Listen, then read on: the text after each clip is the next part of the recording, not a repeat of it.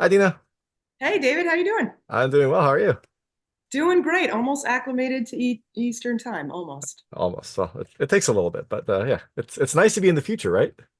Positive spin, that's good.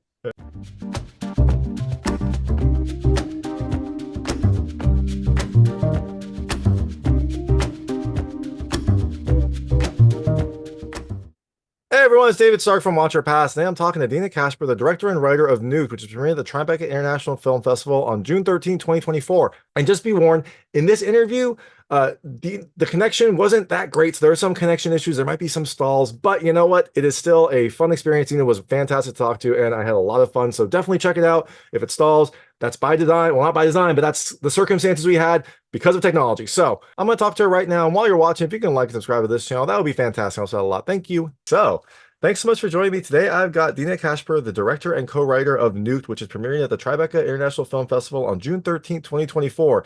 It is a hilarious comedy about some friends reconnecting and disconnecting during some pretty horrible times. It has a wonderful cast, some really great writing, and a lot of insane moments. I really enjoyed it, so I'm very excited to talk to you. And thanks so much for joining me. That's such a nice intro. Thanks, David. Of course. Appreciate And just for you, because we've been friends for so long, I'm going to take my phone and put it away. Thank you. It's been a while since we reconnected, so let's get going. So first question, I'm curious. You co-wrote this. What inspired this story? This feels like a story that maybe was brewing during the pandemic when people were, not seeing each other. But I don't know, maybe this happened way in the past. What kind of inspired this film? Yeah, I co-stored it with my husband and I wrote it on my own. And we actually were inspired by the Hawaii bomb scare of 2018. I'm not sure if you remember that, but I do, yeah, I do remember that. That's yeah. yeah, it's kind of one of those I think everybody either knew somebody or has some kind of sixth degree of separation from that event, but it's basically when an employee of the state of Hawaii sent out an alert to the entire state saying a bomb is headed right for Hawaii. And it took the same gentleman 38 minutes to send the second text that said, "Never mind, my bad, no bomb."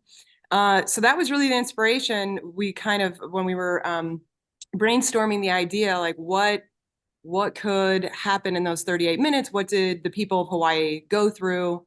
And that really kind of lent itself to just a plethora of story ideas. And I was really fortunate to get to work with the actors to develop all of their characters. Really enjoyable process too. Yeah, for sure. No, and I'm trying to think of like the texts I've sent, the tweets I've sent that I wanted to like pull back, and just having that be so public, that would be just a terrible, terrible situation. Yeah. He really there was no takebacks on that one after that, but the whole theme of the film hopefully is really just about our dependency on technology in general. And we did, I did a lot of rewrites during the pandemic because that was the time that it really resonated with me that we're losing human connection and how important it is. I think it really just kind of magnified during that time that we really, as a society and as people, just need to be connected with each other. When we take that away and we're just all we have is connection through technology, then we lose something as just as humans. So, I agree with you. I do think we are missing human connection, but as someone who kind of like speaks to everyone over Zoom, I've talked to two people today, there was a certain magic about it. But no, I agree. Like I don't see people in person as much as I used to. Like it's a very kind of like almost new experience to like see someone in person, which used to be a very normal thing now. So I agree. It definitely feels like we are disconnected as a society, and the things that happen because of that are seem very scary if you followed, life the last, 6 years or so. Yeah, I mean, at the core, it's really just a movie about relationships, you know. There's the broader themes, but I think as a filmmaker, really just am drawn to any story where we can really delve into how our relationships work, friendships, romantically, and so that was really, I think, at the core of the film, hopefully, but and hopefully everybody who goes to see the movie finds it because it is an ensemble film, finds a different character that they relate to and that resonates with them, you know? They were all way too cool for me to relate to any of them. Try harder next time. I was curious though. I love how different the characters were. They all had very interesting stories. Were any of these inspired by like friends that you actually have? It feels like this could be a very kind of eclectic friend group that came back together, and like each of these could have aspects of people that you know. Yeah, it definitely is all in, they always say write what you know. So I don't think I could say which friends of mine they were based on because I want to keep those friendships intact. But they were all based on essentially like amalgamations of like truth and just like, keeps the characters grounded, hopefully. But yeah, they're all real in some way, Well, I just want to hang out with Logan. Like Logan seems really cool. At least he's like And if they don't want to hang out with them, one or the other. But yeah, he's a very fun character. Who doesn't want to be a rock star? I think I would. yeah, yeah, try it, right?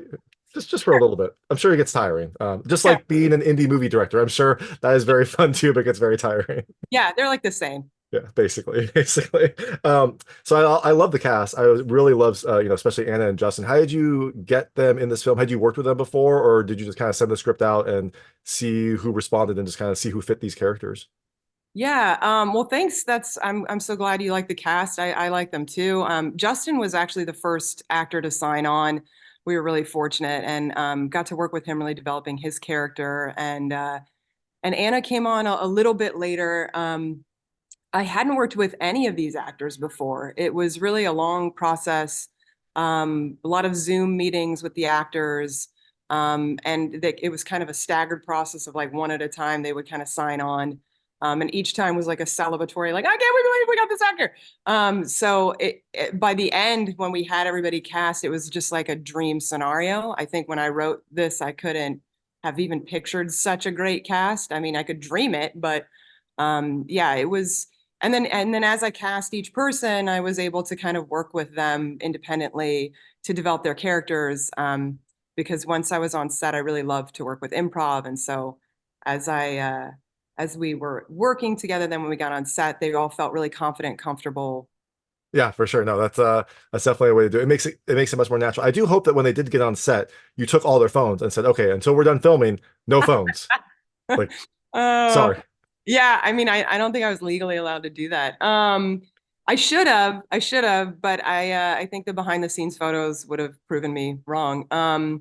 Yeah, I know everybody had their phones, but I think maybe some people were questioning how often they were on their phones after the shoot. Maybe after they see this in its entirety, even more people will think twice before they have their phone out at the dinner table or it's even like when you go out to eat now, David. I don't know if you realize this, but every time you go out to eat, they now have that little bar, Mhm. it's as if like when you sit down just to get your menu, you have to like immediately get on your phone. It's like restaurants even want you not to connect with people. So I feel like just as a society, we have they've so integrated into every aspect of our life. So hopefully we can take just a moment to try to remember a time before we had this deep dependency on our phones and technology in general. I mean, I have had my phone for 9 minutes and 21 seconds, and I'm not twitching at all. Like this is No, perfect. you look pretty chill about it. Uh, I like that you mentioned the improv. So I was curious. One of the things I loved is just seeing like the guys in the background just doing like frat guy kind of things. I was Yeah, curious if that was written or if you're just like, hey, go like mess around, hit each other, see what happens. yeah, that was improv. That was fun. Yeah, I mean, I come from like a groundlings stand-up sketch background. Joe Swanberg, those mumblecore folks that I get a lot of inspiration. So yeah, that scene was a fun one where it's like if you trust in your actors and you have really talented actors, you can just really empower them to take chances and risks. And that's kind of what happened. There's a lot of moments like that, which is just, you set up the camera and you let the actors go and you get some gold, hopefully in the Yeah, process. But yeah, yeah, for sure. yeah. And that worst case, you go back to the script. Like maybe you'll get some fun stuff out there. So Yeah, I mean, I always like to get what's on the page first and then allow the actors to play. So I've always make sure I get what's on the page first, but there's just nothing quite like improv and working around. You can always that way you have the script as like your anchor, but then you know, you can just play, and there's so many discoveries that you can find in improv, you know? For sure. And one of the things I was curious about, the dinner had, you know, weed inspired dishes, and the specific strains were very interesting names. Are those actual strains? I'm not in that culture, so I'm not sure. Are those actual weed strains? I don't know. I haven't gotten sued yet, so we'll see. But I was trying to convince the producers that we should have a nuked cannabis line with those strains as our launching pad, because they are titles for strains. I feel like if they're not, they're gonna be after the film. So Yeah, for sure. I mean, definitely sounds like something that would be a good collector's edition, although it's probably very difficult to sell. You have to basically sell it in a van because you can't like ship it internationally, or can't ship it across state lines, but right. could be fun. Yeah, hey, van weed dealer. I think that's probably been done before. I assume so, you know. No, we're Just just assuming. yeah, theoretically. Stay away. Don't, you can't sell it at schools. Don't sell that at schools. No, that wasn't a plan. That wasn't a plan. I won't do that. So I know we have a limited time. I'm going to switch to a lightning round to just lightweight questions about the film. Ooh, Let's hear your personal experiences mapped to things in the movie. Feel free okay. to skip any of them. I won't be offended, but I try to keep them very answerable. Okay. First question. Have you ever wanted to be an influencer? No. No. Okay. Yeah, that was a very quick, hard no. Okay. What? Next question. What is your favorite podcast? Oh God. Um, uh, Smartless probably, yeah. All right, that's a good one. Check that out. Check that out too. I assume it has something about weed and craziness and relationships and, you know, possibly disasters. We'll see. Have you ever had cannabis infused food? Yes. Yes. Perfect. Have you ever had a very unfortunate, like, emergency broadcast notification, like maybe when you weren't supposed to have your phone or when it was supposed to be quiet? No, not yet. Knock on wood.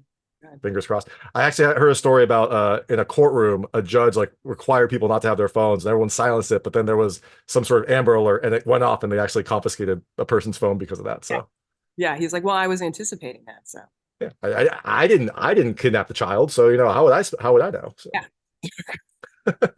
Have you ever given up your phone for like an entire night? Yeah. Oh, I wow. really enjoy losing my phone. I try to lose my phone all the time. That is brave, very brave. That's very tough. I'm not trying Uh, harder. next question. Do you have leather pants?